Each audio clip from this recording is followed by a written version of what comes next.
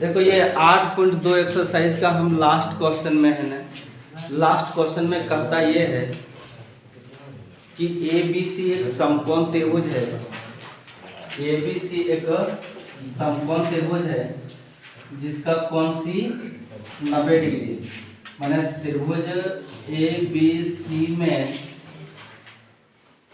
कोण C is equal to 90 degree.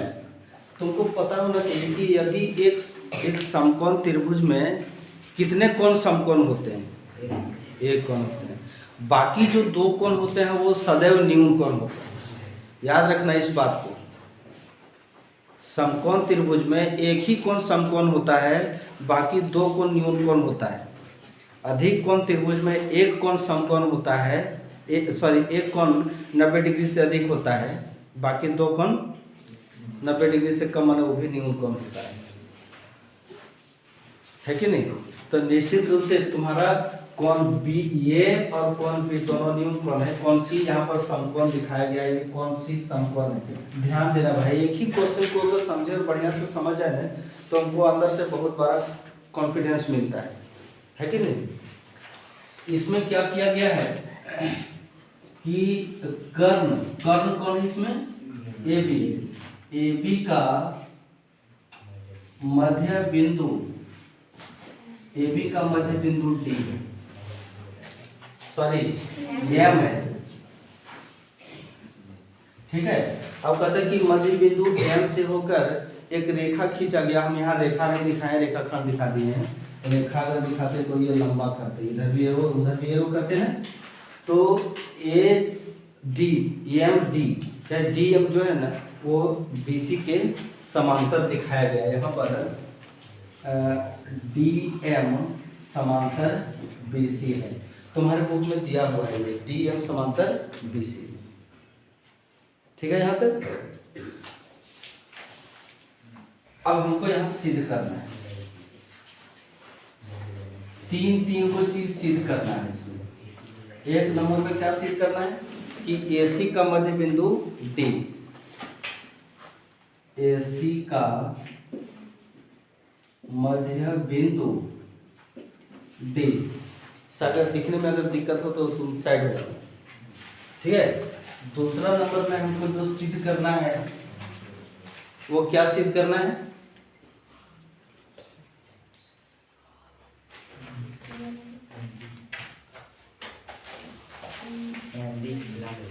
DM चाहे MD लिखा हुआ है, एमडी लंब एसी, एमडी लंब एसी, ये सिद्ध करना है। और 3 नंबर में जो सिद्ध करना है वो AM is equal to CM या एमसी है, सीएम है इज इक्वल टू AB बटे 2। यही है ना भाई, इतना ही सिद्ध करना है। देख लो बुक में यहाँ पर MACM है ना, प्रमाण का। और प्रमाण में सबसे पहले एक नंबर का सिद्ध करते हैं, ठीक है।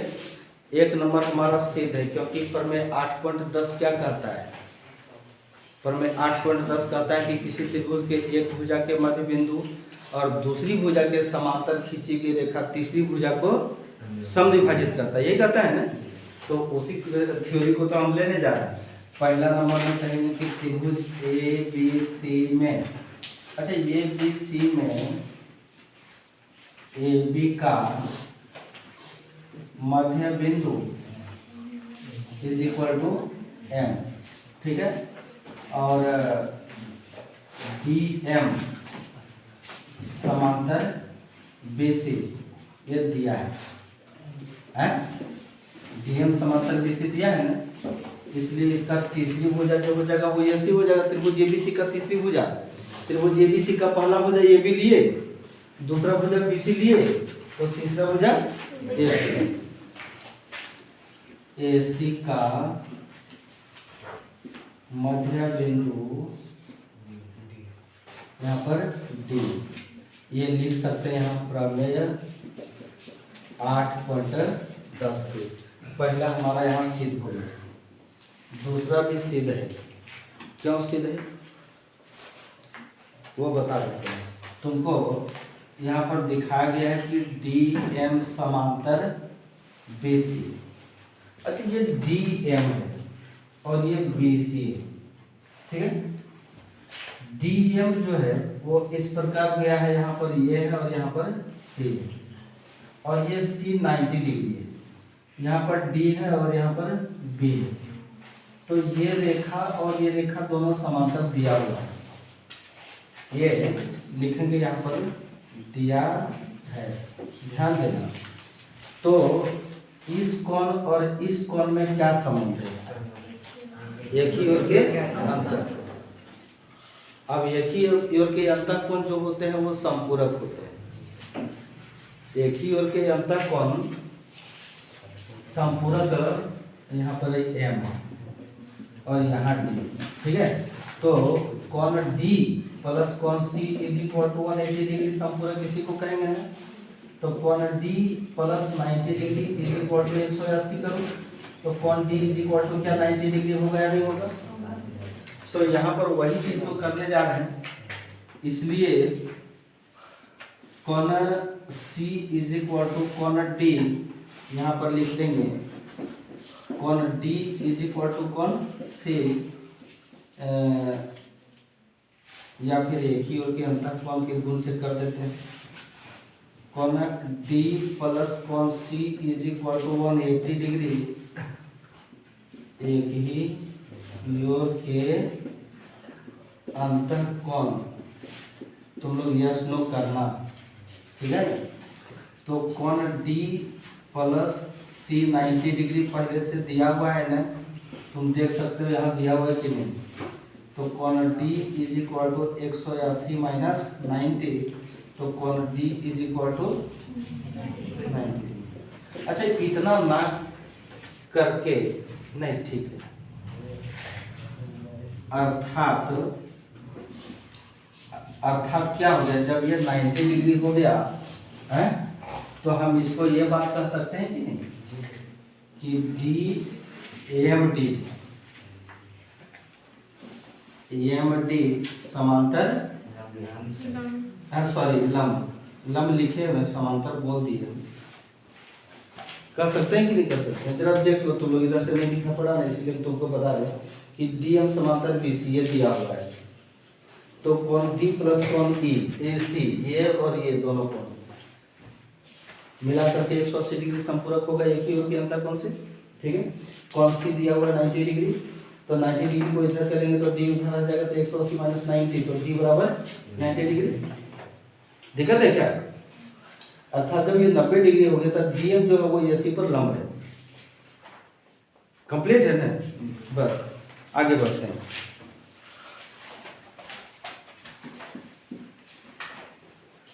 अब हम इसको दोनों भुजा को बराबर दिखा देते हैं। दोनों भुजा को बराबर दिखाने के लिए तुम क्या टेक्निक लगा सकते हो?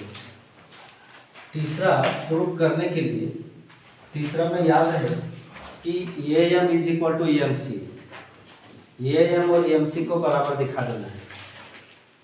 तुम क्या टेक्निक लगा सकते हो? मेरा जहाँ तक हिसाब किताब है, हम तुमको बता देते हैं कि त्रिभुज ए डी एम और सी डी एम, इन दोनों को हम सर्वांगसम करते हैं। जब सर्वांगसम हो जाएगा तो सीपी सीटी से ये दोनों भुजा को बराबर कर सकते हैं। क्लियर? और जब बराबर कर देंगे तो ये एम जो है वो बी एम के बराबर है, क्योंकि मध्य बिंदु है, ए बी का मध्य बिंदु एम है ना। जब ए बी का मध्य बिंदु एम है तो ये M is equal to B M, वो तो हमको पहले से पता है?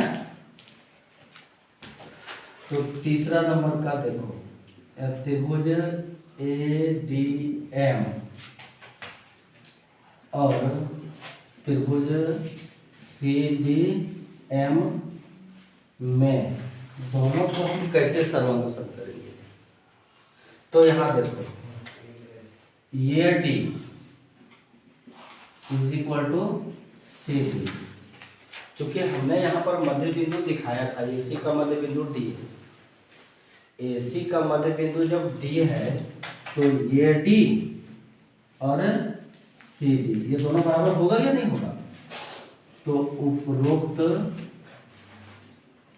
प्रमाण हम ऐसा कर दिए। ठीक है, आगे देखते हैं।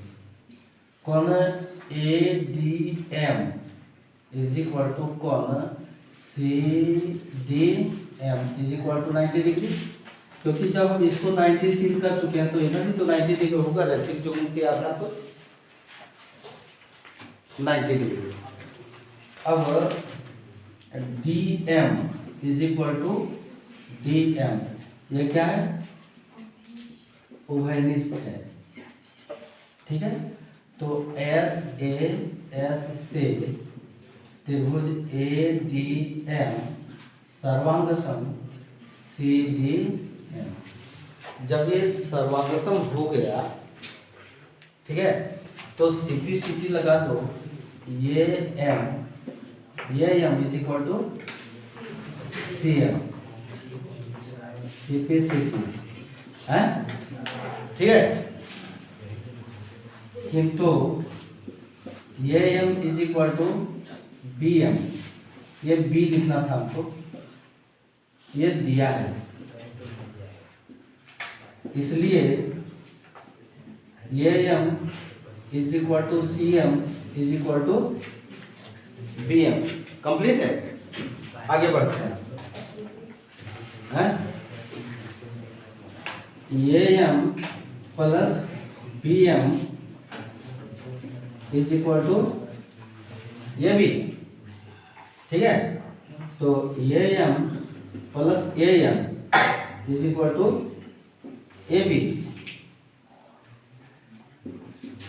ये बी। ठीक है, बी एम के जगह पर ए एम क्यों लिखे? क्योंकि दोनों आपस में यहाँ बराबर है ना। तो 2am is equal to A B, ये एम उसी के अनुसार सी एम है, तो ए बी बटे 2। ये तो कहाँ से आया? ये होगा तो कोई से भागा होगा कि नहीं, क्योंकि ये एम के बराबर सी एम है, तो एक पॉइंट यहाँ भी लिख दिए, ये M is equal to C M. और इस तरीके से हमारा ये भी हमारा प्रूफ हो गया। किसी को प्रॉब्लम है क्या?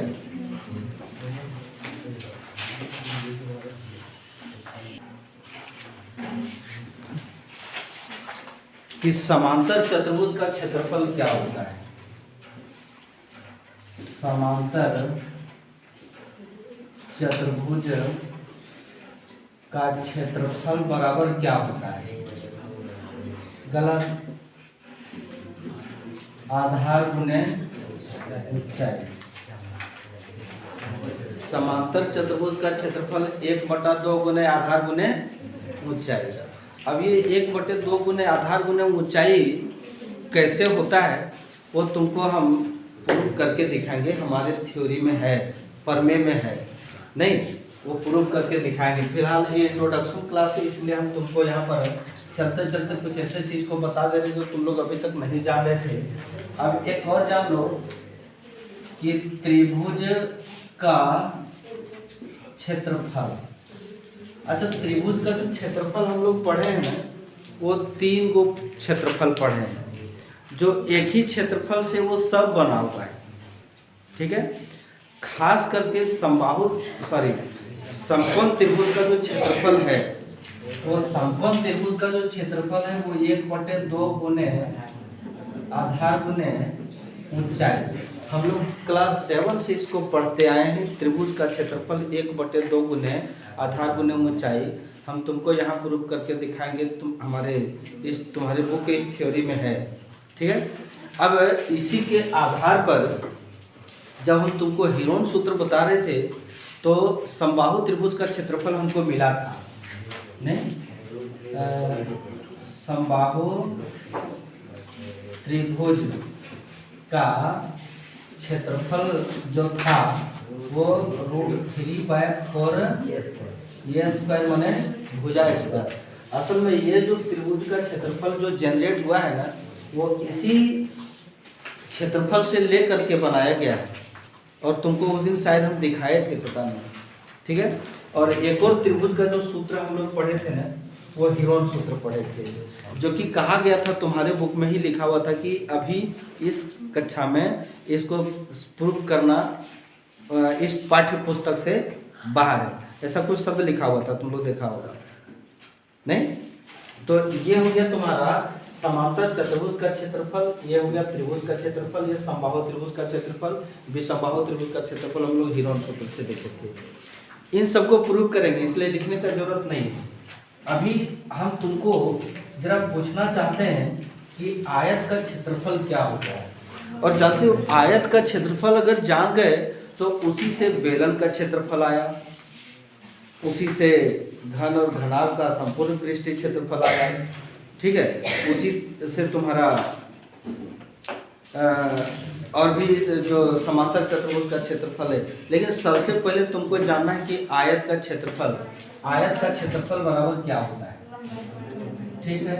आयत का क्षेत्रफल बराबर लंबाई गुने चौड़ाई, सही है ना? ये लंबाई गुने चौड़ाई कैसे हुआ? लंबाई गुने चौड़ाई आया कहाँ से, पता है? नहीं पता है। हम तुमको आज वो चीज़ बता रहे हैं। सबसे शुरू वाला जो चीज़ है कि आयत का क्षेत्रफल अगर जान जाएंगे ना तो वर्ग का क्षेत्रफल जान जाएंगे, आयत और वर्ग का क्षेत्रफल जान जाएंगे ना तो घन और घनाभ का संपूर्ण पृष्ठीय क्षेत्रफल जान जाएंगे, आयत का क्षेत्रफल जानेंगे तो बेलन का वक्र पृष्ठीय क्षेत्रफल जान जाएंगे, आयत का क्षेत्रफल जानेंगे तो वृत्त का क्षेत्रफल जान जाएंगे। सब इसी से बना हुआ है भाई। मैथमेटिशियन देखो कैसे कैसे एक दूसरे से कनेक्ट करके रखा है, तुमको हम बता देते हैं। सो एक आयत हम सबसे पहले बनाते हैं। यहाँ पर एक आयत हम बना देंगे, ये आयत है, और आयत का डेफिनेशन हमको बताने की कोई आवश्यकता नहीं, तुम लोग आयत का डेफिनेशन बहुत अच्छी तरह से जानते है कि नहीं? और आयत की सबसे लंबी भुजा को बोला जाता है लंबाई, ठीक है, और छोटी भुजा को बोला जाता है चौड़ाई। तो आयत में 2 गो लंबाई होता है और 2 गो चौड़ाई होता है, समान माप का है। ये अगर 15 सेंटीमीटर है तो ये भी हमारा 15 सेंटीमीटर है। मान लो कि ये 15 सेंटीमीटर है, ठीक है, तो हमारा ये भी 15 सेंटीमीटर है। क्लियर? और यदि ये हमारा 5 सेंटीमीटर या 10 सेंटीमीटर है तो इधर भी हमारा 10 सेंटीमीटर मान लिए, हम ऐसा मान लिए। जब ये 15 सेंटीमीटर है तो ऐसा करते हैं, इसको हम 3-3 सेंटीमीटर लेकर के 5 खंड में विभाजित कर दिए, ठीक है? 1 2 3 और 4 और ये 5, ठीक है? और ये 10 सेंटीमीटर है नहीं तो यहाँ 12 कर दिए, यहाँ पर भी 12 कर दिए। तो ये भी 3-3 सेंटीमीटर लेकर के क्या खंड में विभाजित हो जाएगा? 4 खंड में ना हो गया, नहीं होगा? 4 खंड में हम विभाजित कर देंगे।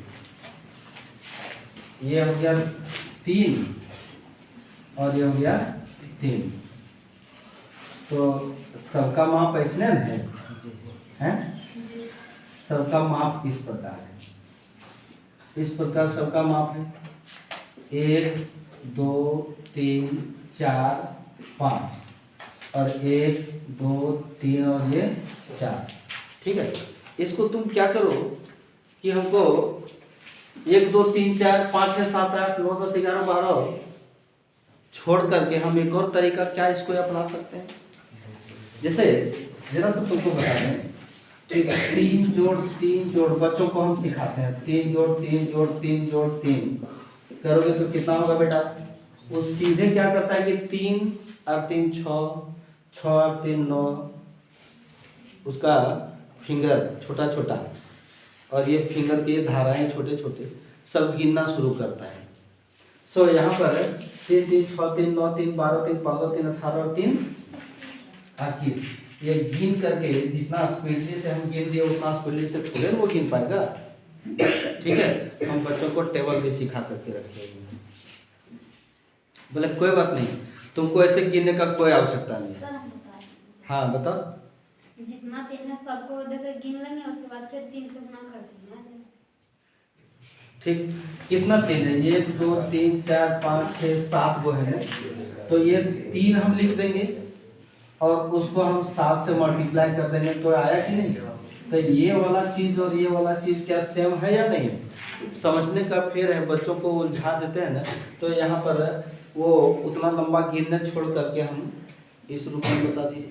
या तो फिर ये कह देते हैं कि तुम ऐसा करो ना कि इसको 3 गुना 7 है, तो तुम या तो 3 जोड़ 3 जोड़ 3 जोड़ 3 क्या बात लिखोगे? 1 2 3 4 5 6 और ये 7। ठीक है, यहाँ 3 और नहीं तो 7 जोड़ 7 जोड़ 7 करो। इसका परिमाप और इसका परिणाम और इसका परिणाम सबका एक ही है ना, सेम है या नहीं? तो इसी कंसेप्ट को लेकर के हम आयत का क्षेत्रफल बनाए हुए। सो देखो कैसे बना हुआ है। इसी कंसेप्ट को तुम याद रखोगे और ये शुरू से तुम बच्चा को दिया भी होगा बनाने के लिए इस प्रकार कि ये तुम गुना का संबंध ऐड से सीखो और भागा का संबंध सब्ट्रैक्ट से सीखो। ये दोनों के बीच कॉम्बिनेशन है, गुना और जोड़ में, फिर भागा और घटा में रिलेटिव बना हुआ है। भागा वाला भी यहाँ तुमको शायद कभी दिखाए थे या दिखा सकते हैं, नहीं तो ये जोड़ वाला कंसेप्ट दिखाए। तो जोड़ वाला जब कंसेप्ट हम दिखाए तो 1 2 3 4 5 लिखेंगे हम यहाँ पर 5 गुना 1 2 3 4। असल में ये जो 5 है वो इन पांचों को मिला करके अगर हम बीच में एरिया को समाप्त कर दें, ये जो लाइन है उसको हम समाप्त कर दें, तो ये लाइन हमारा प्राप्त हो जाएगा कि नहीं होगा? और इस लाइन को हम क्या बोल के रखेंगे? लंबाई है। इस लाइन को हम लंबाई बोल के रखें ना, ये एरिया को पूरे को समाप्त कर देंगे, मिला देंगे, तो वो लंबाई बन जाएगा। और चौड़ाई उसी प्रकार अगर इन लोगों को हम मिटा दें, 4 को है ना भाई 4 खंड में, तो इन लोगों को सबको हम एक साथ मिटा दें, तो अब जो वो बन जाएगा वो क्या बन जाएगा? चौड़ाई। देखो ये एकदम इजी है ना आयत का क्षेत्रफल को बना पाना। किसी को भी समझा सकते हैं हम लोग कि इस तरह से आयत का क्षेत्रफल बनता है और आयत का क्षेत्रफल है ये, और यहीं से अब आगे का क्षेत्रफल शुरू होता है हमारा। क्या इजीली है नहीं? ये समझ पाना इजी है ना कि हम इधर से खंडों को गिन दें और इधर से खंडों को गिन दें, तो ये पूरे क्षेत्र का हो जाएगा। लेकिन वो सवाल है कि क्षेत्रफल कहते किसे हैं और परिमाप किसे कहते हैं? क्षेत्रफल हम कहेंगे कि किसी भी ज्यामितिक आकृति के लंबाई और चौड़ाई के गुणनफल को क्षेत्रफल कहेंगे। कोई भी ज्यामितिक आकृति है उसमें कुछ न कुछ लेंथ और कुछ न कुछ उसका ब्रेथ होगा, तो उसके क्षेत्रफल को हम क्या कहेंगे? उसके गुणनफल को हम क्षेत्रफल कहेंगे। लेकिन जो अनियमिताकार आकृति है, अनियमिताकार आकृति का क्षेत्रफल, उसको नियमिताकार करके वो लंबाई और चौड़ाई का गुणनफल प्राप्त किया जाता है। मान लो कि तुम्हारा खेत अनियमिताकार है और उसका क्षेत्रफल को प्राप्त किया जाता है, तो अमीन साहब से तुम जरूर इस चीज़ को देख लेना कि वो अनियमिताकार है ना, तो एक बार पूरब पश्चिम को 2-3 बार नाप लेता है और उसका एवरेज निकालता है, फिर एक बार उत्तर दक्षिण को नाप लेता है 2-3 बार और उसका एवरेज निकालता है। ठीक है ना? तो वो लंबाई और चौड़ाई का ही माप है, और फिर एवरेज निकाल करके उसका और इसका दोनों का एवरेज निकाल करके गुना कर देता है और कह देता है कि लगभग इसका क्षेत्रफल इतना हेक्टेयर है, या तो इतना कट्ठा, या इतना डिसमिल है। तुम लोग शायद कभी देखा होगा जमीन को मापते समय 2-3 बार मापता है ना, जब उधर चौड़ा है ज़्यादा, इधर संकरा है, फिर उधर संकरा है तो इधर से इधर चौड़ा हो गया, तो 4 जगह माप लेता है और उसका एवरेज निकालता है, नियमिताकार बना करके। तो असल में उसको गुना करता है उन दोनों का, तो लंबाई और चौड़ाई का गुणनफल हो गया। तो क्षेत्रफल जो होता है वो कोई भी ज्यामितिक आकृति की लंबाई और चौड़ाई के गुणनफल को क्षेत्रफल कहते हैं। तो ये हमारा क्षेत्रफल हो गया, क्षेत्रफल का डिफिनेशन हो गया। अब उसी प्रकार अगर आयत का परिमाप कहें, नहीं तो आयत का परिमाप बराबर क्या होता है, 2l + b, माने तो लंबाई प्लस चौड़ाई। बैटिंग ठीक नहीं था, तो लंबाई प्लस चौड़ाई को समझना आसान है। अब परिमाप किसे कहते हैं? परि माने चारों ओर, माप माने मापी गई दूरी, मापना, परिमाप। ठीक है, जब परिमाप अगर बोले तो अगर हम तुमको कि यदि इस कॉपी का परिमाप अगर कह दें कितना है, तो हम क्या करेंगे कि यहाँ से यहाँ तक को स्केल से मापेंगे। क्या करेंगे, इसको यहाँ से यहाँ तक क्या करेंगे, स्केल से इसको मापेंगे, फिर ये वाला दूरी को मापेंगे, फिर एक बार ये वाला दूरी को मापेंगे, फिर ये दूरी को मापेंगे। छोटा बच्चा लोग को अगर परिमाप निकाल करते ना, तो यही करेगा कि इसको इसको इसको सबको माप के बैठा ले, बुझे कि नहीं। तो आयत में हमने देखा क्या कि एक ये परिमाप जो कहलाया वो इन चारों भुजाओं का योग कहलाया। ये चारों भुजा जो है वो AB है, BC है, CD है और AD।